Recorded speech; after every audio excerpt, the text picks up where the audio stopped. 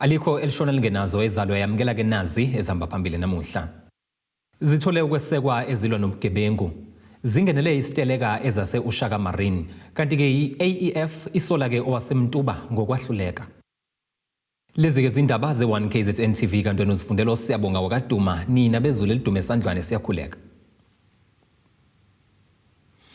Zijabula izinhlaka zemphakathi ezilwa nobugebengu njengoba zethola ukwesekwa uhulumeni. Zisho kanje ngesikhathi zihlangene namaphoyisa esifundazweni KwaZulu-Natal eNodeli Mkungundlovu kwimbizo yokubhunga kabanzi ngezindlela zokunqanda ubugebengu. Le mbizo ke yehhovisi likaMkhuzi wamaphoyisa wesifundazwe ithele izithelo ezinhle kwizinhlaka zezokuvikela zemphakathi njengoba kumenyezelwe ukuthi zifakelwe imali zaphinde futhi zathengelwa izimoto kanye nezinsiza kusebenza.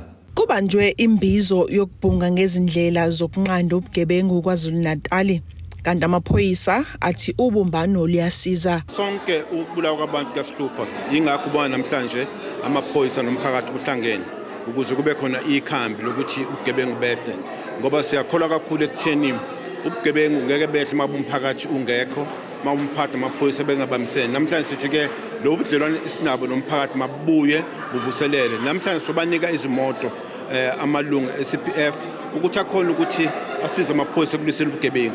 Siyazi ke ukuthi ubugebengu kwenye inkathi amaphoyisa akhona ukucontrol ukwenza kanje emakhaya la kushawa abantu ezindlini, amacala afana nabo rape, amacala afana nabo domestic violence, amacala enzeka behind closed doors. Uzima ukwavikela kodwa sithi ke umphakathi suncenga ukuthi awabe izindlebe namehlo amaphoyisa ekuhlaleni. Usihlalo wama-CPF KwaZulu-Natal uthi babonga ukuxhaswa nguhulumeni. Sesibe nesikhathi eside uCPF waba khona eSouth Africa yonke, kodwa sisebenza sistrugglisha, ungabonakala kahle umsebenzi wethu as uCPF. Kuze kube manje la uhulumeni decide khona ukuthi akake sithola ama-resources.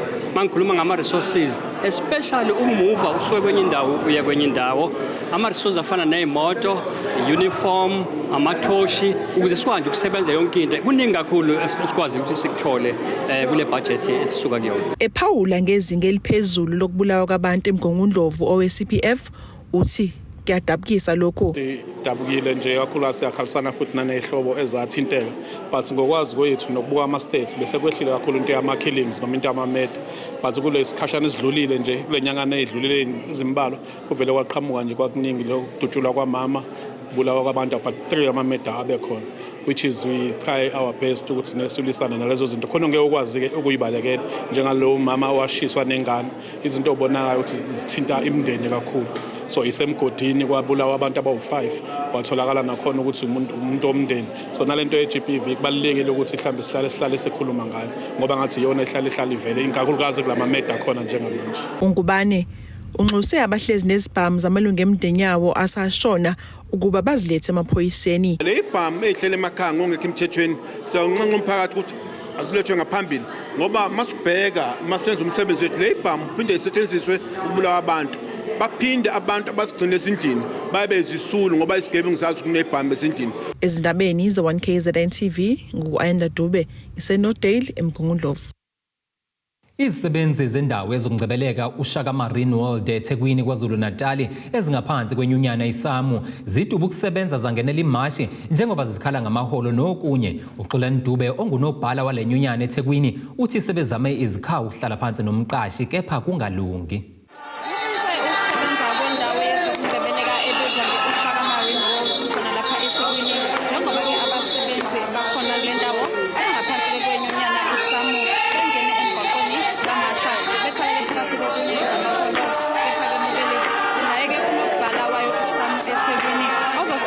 Kabanzi ngakho ke ukuthi ke kungane bekhona la namhlanje. Mhlawumbe Mrs Dube sicela usibeke esombeni ukuthi njengoba nikhona la namhlanje kwenze njani? Isamu Eshaka Marine isesitelekeni esiqale ngolesithathu mhla 14 February 2024. Ingenkulu Eshaka umqashi kwakufoneka implemente i-job evaluation report ka-Deloitte ngo-2016. Kunokuthi implementa partially wanika abanye abasebenzi abanye wangabaniki. So abasebenzi bathi ngeke ke kuze kwenzeke lokho ukuthi bona ngoba laba abanikiwe laba abasenior ikhulu zakaseshaka labo kuyibona abasebenzi abahola kancane nabasebenza kanzima kuba ngayithola. So sayithatha kumele sayisese CCMA ukuthi hayi lento ayixazululeki asikhiphe isitifiketi. So sesitelekeni koze kube ukuthi zonke into zabasebenzi zabo. As part of our demands ukuthi kunama salary wage negotiations ababa khona njalo ngonyaka. So over and above the grading system ne report okuyiyona ke sifuna ukusho siqizelela ukuthi yona fundamental. Lokhu besenza ukuthi wakuyaxoxwa njalo ngonyaka bese siyafaka ukuthi sidemand 15% to compensate for the lowest paid employee. 15%. Then umqashi currently abasebenzi ba contribute 50% ku medical aid. Umqashi contribute 50%, but that is not fair. Based on the fact that labasebenza bahola kancane. So sithi umqashi akafaka 60%, umqashi abasebenzi bathole bafaka 40%, kube 60-40. Those are some khona nokunye kuma allowance, traveling allowance, nabanye ama allowance akhona. Ngokwememorandum esithwe namhlanje sibanika 14 days. 14 days akubona ukuthi kufanele bazobaphendula after 14 days. Kufanele baqale basebenza manje babuye ngokusheshsha ngoba in 14 days kuyasiza la. So 1 2 ngokwesiteleka ayikho ithanda isiteleka siyaqhubeka unomphelo kuze kube ukuthi imfundo zethu ziyalungisa. Njengoba uyizwela ke mbukeli ke yena unobhala wayo ke isamu khona la eThekwini ke echaza ke ngaso ke isiteleka lesi esiqhubekayo. Ngekhathi ke bamukelisa yona ke uhlalwe ikhalazo uqhamukile ke yena ke othena umele ke yena ke umanager noma ke umphathi kamasipala ke khona lapha eThekwini washo ke ukuthi ke umphathi wakhe umasipala eThekwini uzokwenza isiqiniseko sokuthi ke yona ke uShaka Marine World iyaphendula ke kuzona ke inkulumo zabo abasebenzi. I-office lika city manager ne-office lika mayor, office ka city manager ubaba umbele, le-office lika mayor ubaba uKhaunda, ukhansela uKhaunda ukuba size nani la sizohlala nani namhlanje bese senza sure ukuthi siyanilalela.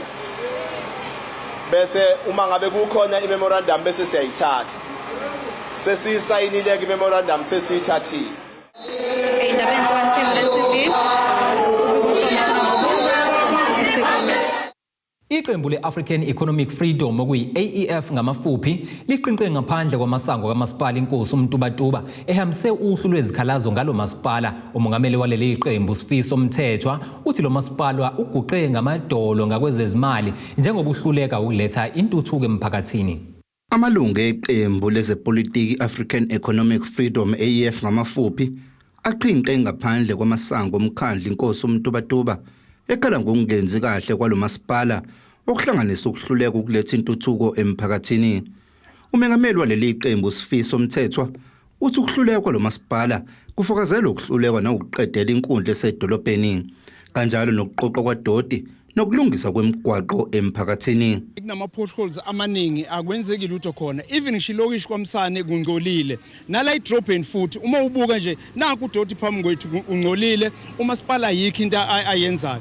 Okunye kusikhalisa kakhulu la kunama project amaningi ayaqalwa kodwa wapheli ana more than 3 years nanti ground la kade laqalwa aliphelile. Kunelinye lisemachibini aliphelile nama project ezindlu ayaqalwa. Kubukeka la ingathi kune corruption ngendlela okwenzeka ngayo. Kwenziwa yini ke egcineni bese uthola ukuthi manje sekuthiwa imali ayisekho because sikuzwayo nje lo usocontract osebenza la ugcine sethatha into zakhe ngoba engakhokhelwa. Umthetho ekhuluma nabesindaba ugxeke kakhulu ubuholi balomkhandlu beqembu le-IFP okuyibona ubuhola lo masipala kanjalo nomnyango zokubusa ngokubambisana nezindaba zomdaba esifundazweni KwaZulu-Natal njengoba kunomlawuli ojutshwe yiwo kodwa kubukeka uguqe ngamadolo ongakwezezimali lomkhandlu. Umbuzo futhi uthi kuno administrator u-administrator khona kubukeka ngawusiza umasipala uye ngqo obuke icindezela umasipala esikhundleni sokuthi kube uye okufanele asize umasipala. Kodwa uyakubona ke lokhu ukuthi incindezelela iMtubatuba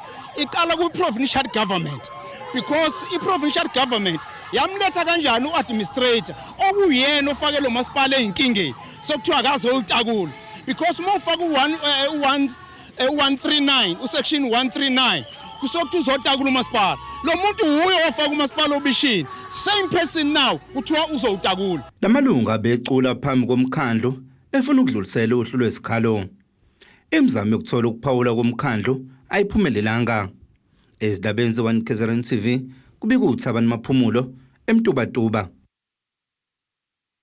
Umphakathi wakaXimba uthukuthele wavala yonke imigwaqo engenela kule ndawo uzwakalisile akalawo ngokwantuleka kwamanzi. Laba ke bathi bavale umgwaqo kusukela izolo ebusuku ngoba bengazitholi izimpendulo zokuthi bazovulelwa nini amanzi. Lokhu ke kuphazamise umjaho wokugwedla obizwa ngeDusi Khonye Marathon onqamula kule ndawo uyophelelwa ndlela seThekwini. Le ndawo yakaXimba iphenduka undaba mlonyeni kamumva nje kulandela ukuthi amaqembu ezepolitiki eyihambela okuyi-ANC kanye nalelo elesekwa uJacob Zuma umkhonto wesizwe. Kumente ukusebenza endaweni yakwaXimba njengoba umphakathi uvuke umbhejazana wavala imigwaqo yonke engena la kule ndawo ngezinto ke ezihlukahlukene njengoba sibona la emva kwami ukhona umphakathi bathi ke sebela kusukela ke izolo ebusuku bakhala ke ngamanzi. Lo mphakathi uthi sekuphele iminyaka ungenawo amanzi kanti ke bathi kuyenzeka uma ke kuthi ke avulwe uma kuzofika izikhulu ezahlukene ezahulumeni. Into ekade yaqala ngoba kwezinye igodi amanzi lekagcina ngo2018 kwezinye 2019 thina agcine last year makuthi kunekhulu ezofika la bawavula okuveza ukuthi amanzi akhona inkinga sivalelwe. Masenze kanje njalo bawavula ngaleso sikhathi mhlawumbe avule ku2 days aphinda avaleke okuveza ukuthi ayikho inkinga kulamadama abawashoyo uma kuthi kuno action esuthathile ayavuleka noma kunabantu abazobe bevakashila abayikhulu. Lo mphakathi uthi ke okuphatha kabi kakhulu ukuthi ke uma ke ubuza ke awuyithola impendulo ecacile ukuthi kungani amanzi evaliwe. Kwase kuthiwa umuntu ophethe wena ubaba uMsweli lo ofonela izolo angayibamba ifoni wabhalela ama-WhatsApp wa-Bluetick kuphela. Sathe sithatha isinqumo sokuthi ngoba masithi siyakhulumisana sizwe inkinga akasizwe. Shuthi mekushaya u10 wayizolo amanzi engavulekile siyaqala thina siyasha emgaqweni njoba namanje sisasemgaqweni sobala futhi kuze kuphuma amanzi konke. Kanti esinye isikhalo esikhulu esibaphatha kabi esokuthi nezimoto ezithutha amanzi lezi ezibiza ngama-waterkan azifiki kahle ke kwezinye izingxenye ke zemphakathi khona la okugcina ke sekuphoqa ukuthi imphakathi ihlale ingenawo amanzi. Sinempompi eflotile baletha ama-waterkan nawo lawo ma-waterkan kunendawo angangeni kuzona. Thina nje iningi lethu la liyasebenza ama-waterkan afike emini sisemsebenzini awasizi ke ngalokho ingakho sidinga amanzi ukuthi aphume kompompi. Lo mphakathi uthi uzimisele ngokuthi uvale umgwaqo kuze kube uthola izimpendulo ezicacile. Mhlawumbe kwesinye isikhathi musu kwenza into kanje swevede kukhona abantu ekufaye bathinteke kuze bezokwazi ukubaphamela ngoba thina njengomphakathi obvious abanandaba nathi kodwa mhlawumbe makuphazamiseka amakhampani kuphazamiseka nokunye ilaba azoqala khona bakusukumela. Masipala ke wetheko kuyiwona ke owengamele ke le wadi leka ward 1 khona la kwaXimba uthintiwe nawo ukuze uphawule ngalolu daba. Ezindabeni ze-1KZNTV ku-Ayanda Dube ngewaXimba ngaphansi kwaseThekwini. Ake sihlabe ikhefu indaba ziyaqhubeka masibuye.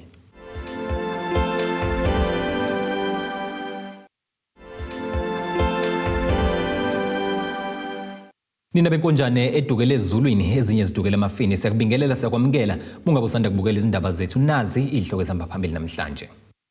Zithole ukwesekwa ezilwa nobugebengu zingenele isiteleka ezase Eshaka Marine kanti ke i-AEF isola ke owasemtuba ngokwahluleka.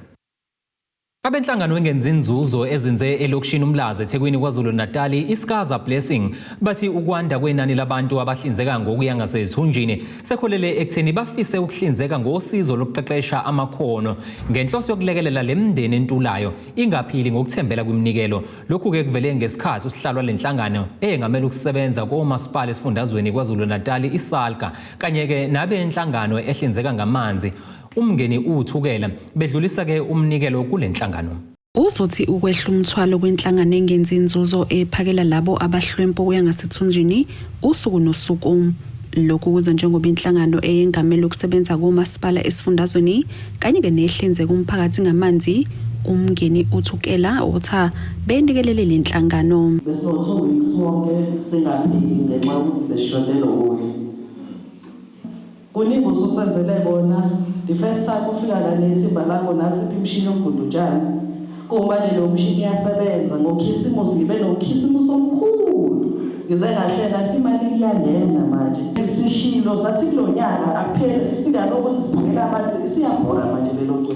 Sesifuna nathi ke manje ukuphusha ukuthena abantu bafunda ama skills abantu.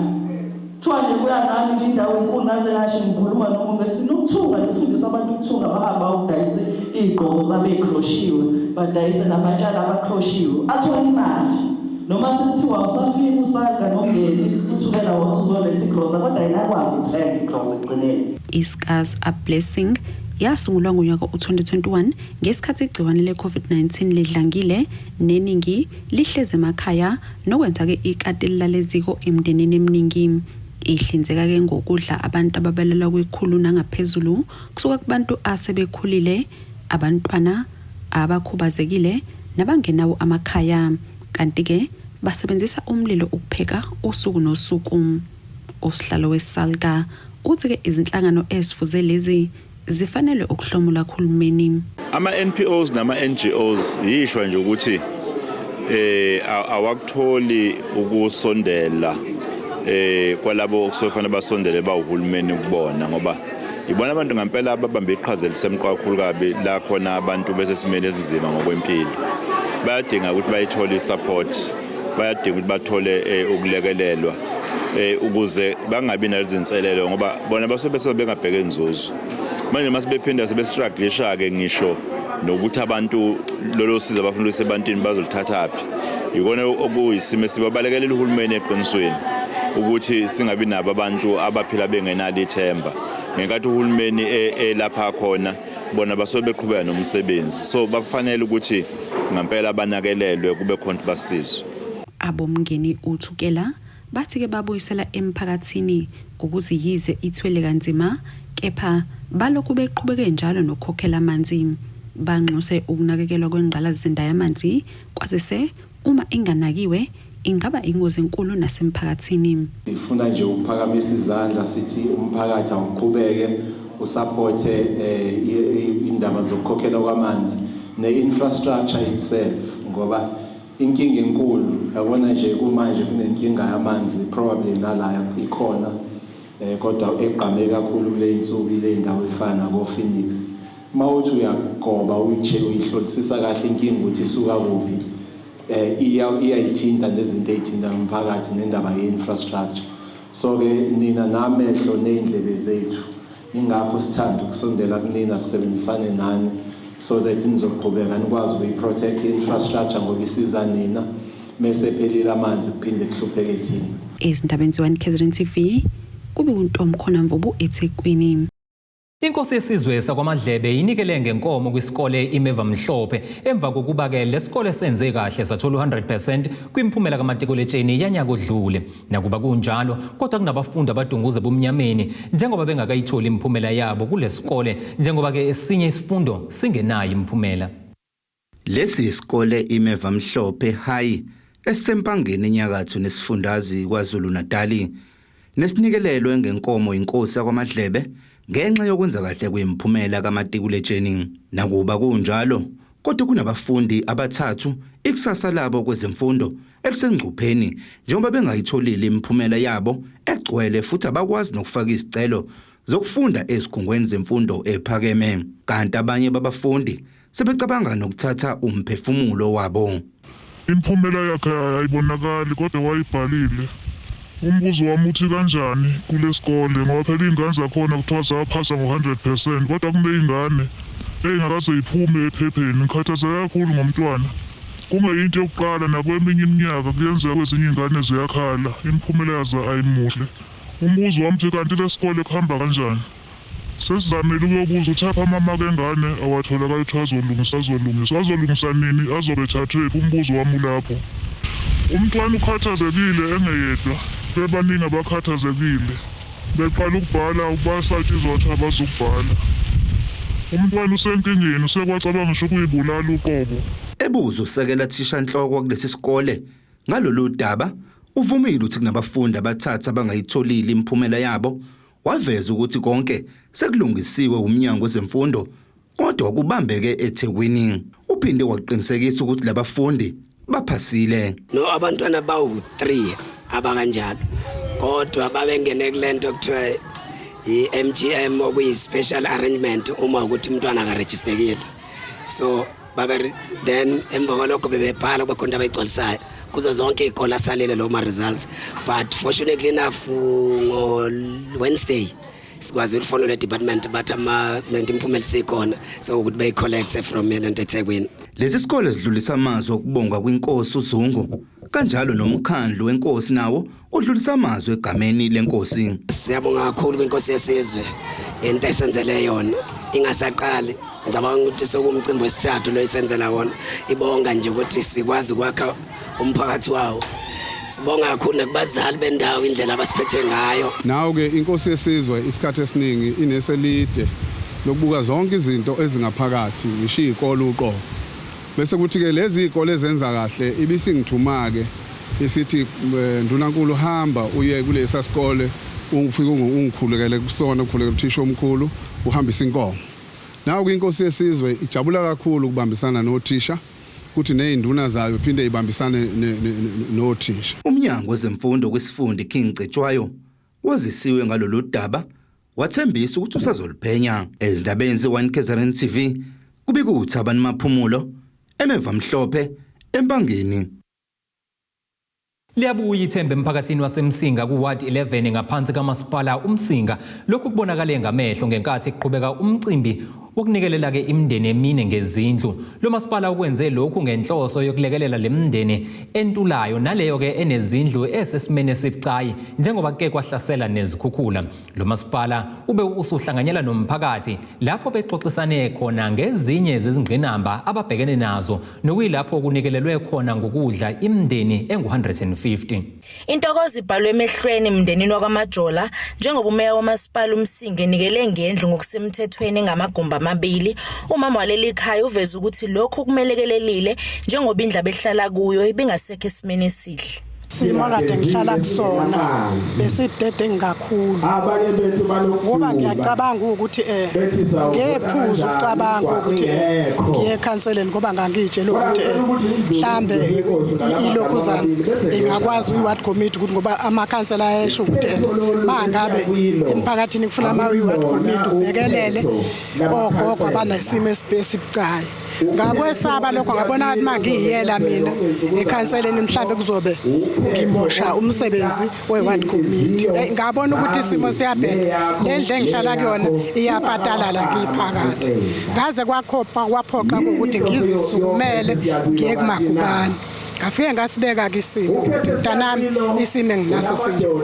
Wasuka futhi wangilandela wafika wazobona. Wathi imali wephu wawuhlaleleni wephuzelana ukusho ngoba ngihamba ucishe kwasengozini ngoba lendla kusafanele ngabe indle esahlala abantu. Ngathi mntanami bengesaba. Isimo sami nje mntanami besibucayi kakhulu. Inama nje sebucayi kodwa sengiyabonga ngoba nangikhansela ubonile ukuthi nalenye khona injani sinokunabalala noma yini. Kodwa ngalesakhiwa bangakhele sona uNkulunkulu ngiyamdumisa ukuthanda ukubonga kakhulu ngoba sengithola ukuphumula imvula nami sengiyizwe eminyango njengabanye. Kanti ikhansela lendawo liveza ukuba bagcinanga ngomuzo kaMajola kepha bakhela imindeni emine kule ward.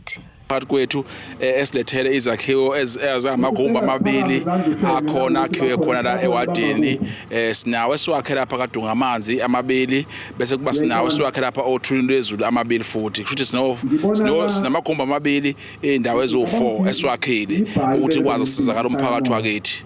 Ilokho besihlangana lapho namhlanje ukuthi sikwazi ukuthi kudlulisele emphakathini ngokusemthethweni. Khona manjalo imeya wamasipala uMsinga uDokotela uFelinkosi Sikhakhane uveza ukuba bazoklomelisa amacika 10 ngemali yokuba baqhubeke nomsebenzi wabo waphinda waveza ukuba bazonikela ngokudla emndenini eyantulayo elinganiselwa ku150. Ngene omama obaba intombi nezinsizwa zishaya ingoma. Amaqembu amaningi azongena lapha ngithi awu10 kulamaqembu khona ngaloda elizobuya lijabule liphethe into elizokhuthazeka ngayo ukuthi nasebebuyele emakhaya bayokwazi ukuvezela ukuthi cha nakho esikutholile lapha sikhona. Sibuye ke futhi egcineni ke ngcise sivala sizokwethula igrosa yokudla kwemndeni e-identifywe kakhulukazi ukhansela nekomiti lakhe imndeni 150 izothola ukudla lapha. Ukudla kwangempela ngisho isijumbana mina ngisho igrosa ungeke uyithathe wedwa ukudinga uyilayisha impela emotweni ngeke uyithathe wedwa noma uthanda ngeke uyithathe ngoba kungukudla okuningi. Yilokho ke namhlanje sizokwenza. Thobeka Dladla ezindabeni ze-1KZNTV eMsinga. Ake siphinde futhi sihlabene nali ikhefu sihlangabeze masibuya etolo.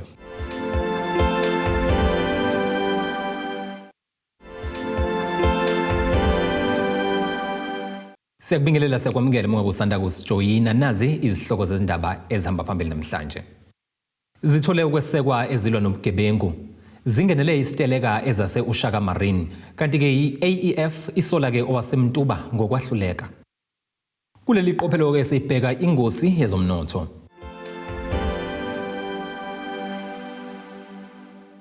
Irandi lakuleli liu 18 rand 92 cent uma liqhathaniswa nedola laseMelika libe ku20 rand 37 cent uma liqhathaniswa neeuro lase-Europe libe ku23 rand 83 cents uma liqhathaniswa nopondo waseBrithani. Igolide ke lona lingu $2004 54 cents i-ounce kuthi uwele ungahluziwe ube u$82 68 cents umphongolo. Ake sibhekele isimo sezulu esingalindeleka.